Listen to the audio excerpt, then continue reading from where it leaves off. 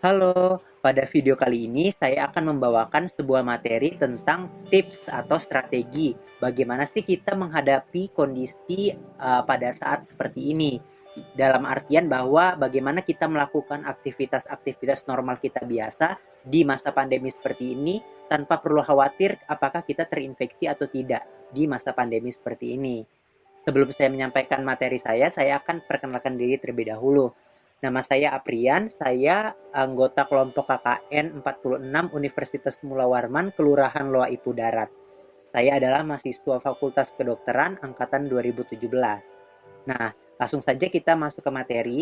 Jadi, materi pada hari ini berjudul tentang strategi menghadapi era adaptasi kebiasaan baru di masa pandemi COVID-19.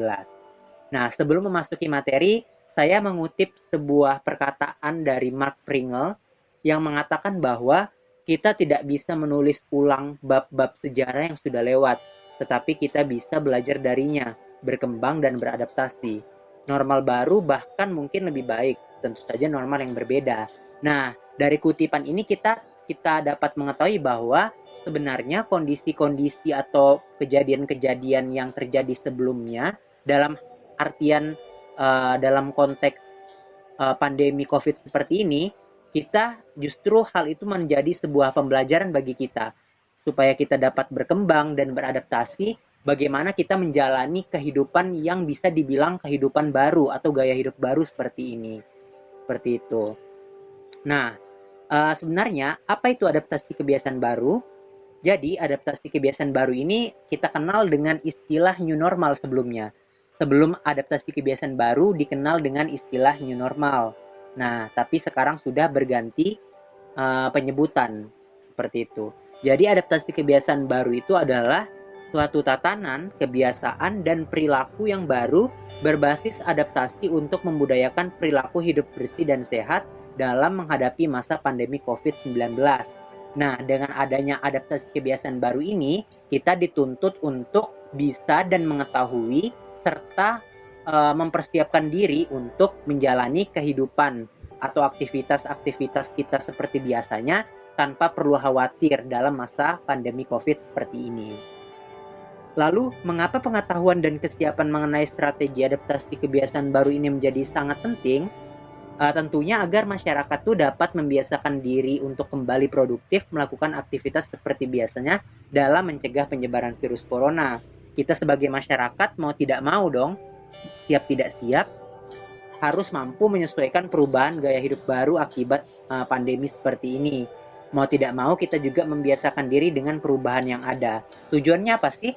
Jadi tujuannya itu supaya kita mampu untuk tanpa rasa khawatir untuk terinfeksi virus corona, melakukan aktivitas seperti biasanya. Kita kembali produktif melakukan aktivitas-aktivitas yang biasanya kita lakukan.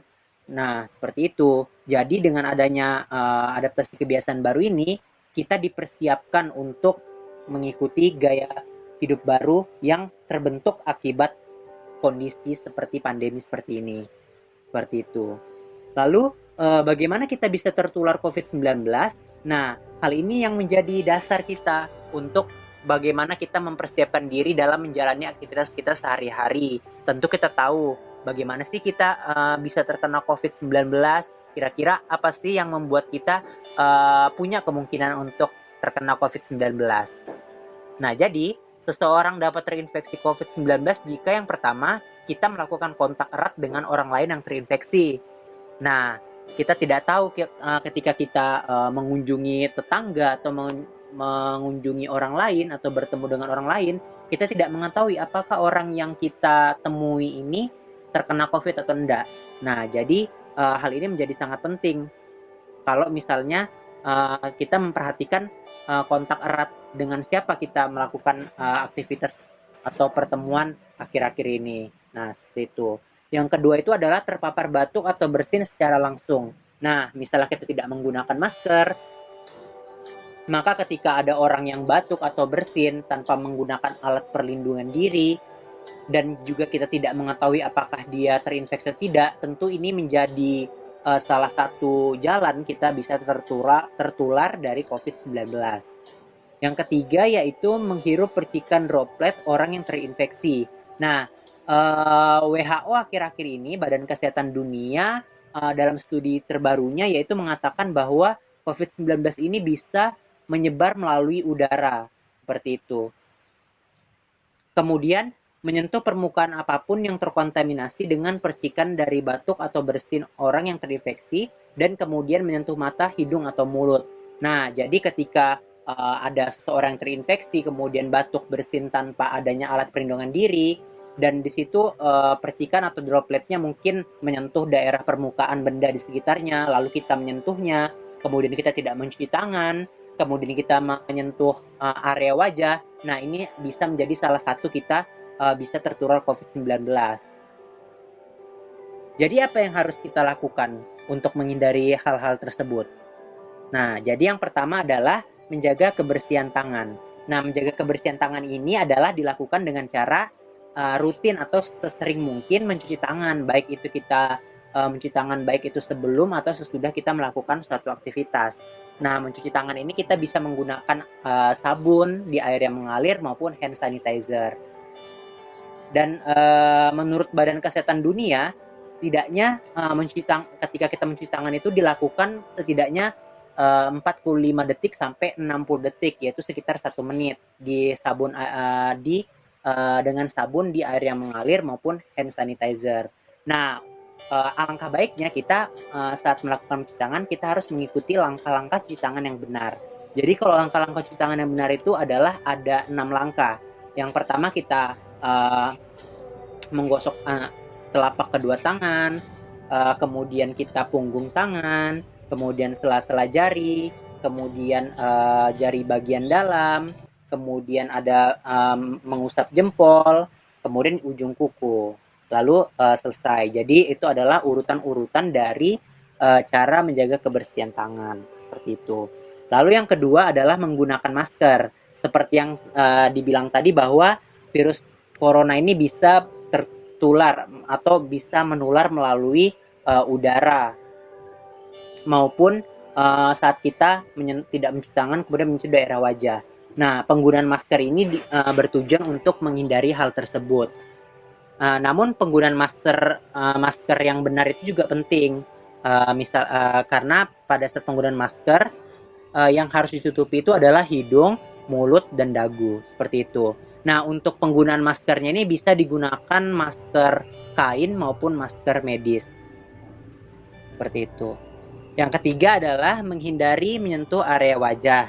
Nah, jadi salah satu tujuan penggunaan masker itu adalah untuk menghindari kita menyentuh daerah tersebut, daerah yang tertutupi masker.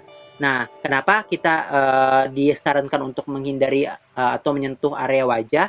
Itu karena ketika kita tidak mengetahui apakah benda-benda atau permukaan benda yang kita pegang sebelumnya, baik itu di kantor, atau di rumah teman, di rumah tetangga, atau di pasar, kita tidak tahu apakah barang-barang atau benda-benda yang kita pegang itu sudah terkontaminasi oleh virus atau tidak. Nah, lalu ketika kita memegang baru kita tidak dengan tidak sadar menyentuh daerah wajah, hidung, mulut. Nah, tentu itu menjadi salah satu penyebab kita bisa tertular COVID-19.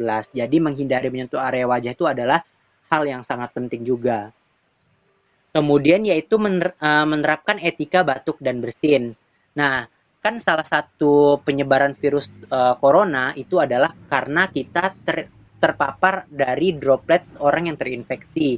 Nah, untuk mencegah hal itu kita bisa menerapkan etika batuk dan bersin. Nah, etika yang batuk bersin itu seperti apa sih?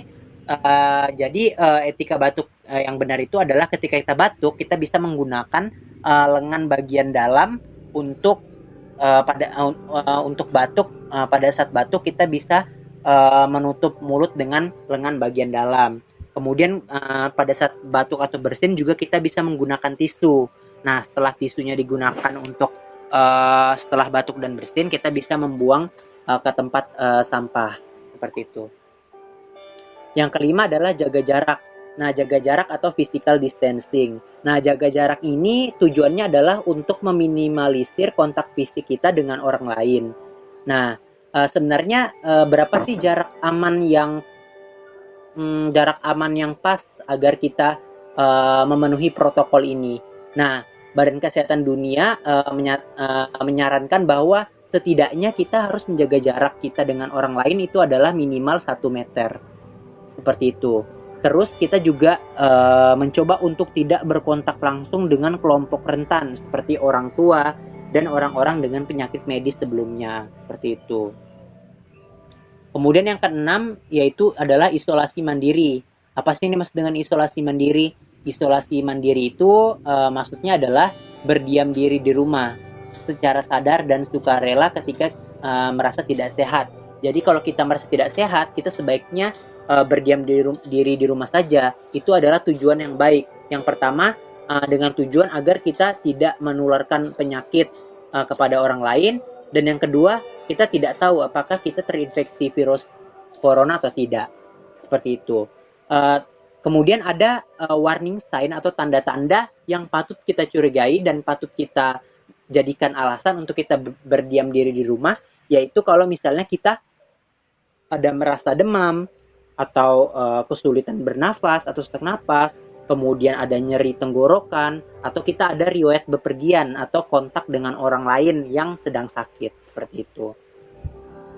Yang terakhir adalah, yang pastinya adalah menjaga kesehatan. Menjaga kesehatan ini sangat penting. Kita tidak perlu melakukan hal-hal yang berat. Setidaknya kita misalnya seperti berjemur di sinar matahari pagi, kemudian kita olahraga ringan, lari-lari di tempat, kemudian juga kita mengkonsumsi makanan gizi seimbang, kemudian kita juga melakukan olahraga. Dan tentunya yang paling penting yang menjadi problem sekarang adalah bahwa selama masa pandemi COVID seperti ini, justru sebagian besar orang itu cenderung istirahatnya kurang, kayak tidur lebih malam, kemudian suka bergadang. Nah, jadi untuk itu kita bisa menghindari hal-hal tersebut guna untuk meningkatkan sistem imun atau kekebalan tubuh kita. Seperti itu. We must each do our part. Nah, kita tinggal melakukan hal-hal bagian dari kita. Nah, pemerintah sudah menjalankan segala kemampuan untuk memperbaiki keadaan seperti ini, kemudian menyembuhkan pasien-pasien COVID. Pemerintah juga sudah berusaha untuk bagaimana pandemi COVID ini dapat ditekan, seperti itu. Nah, kita sebagai masyarakat perlu mendukung hal-hal yang dilakukan pemerintah. Dengan salah satunya adalah dengan cara mengikuti protokol kesehatan yang ada selama masa pandemi COVID-19 seperti ini. Nah, yang seperti di awal tadi saya bilang bahwa ini merupakan suatu kehidupan yang baru atau gaya hidup yang baru. Jadi saat kita keluar rumah, mau ke pasar, mau ke kantor, mau ke sekolah, nah kita harus tetap memperhatikan protokol kesehatan yang ada.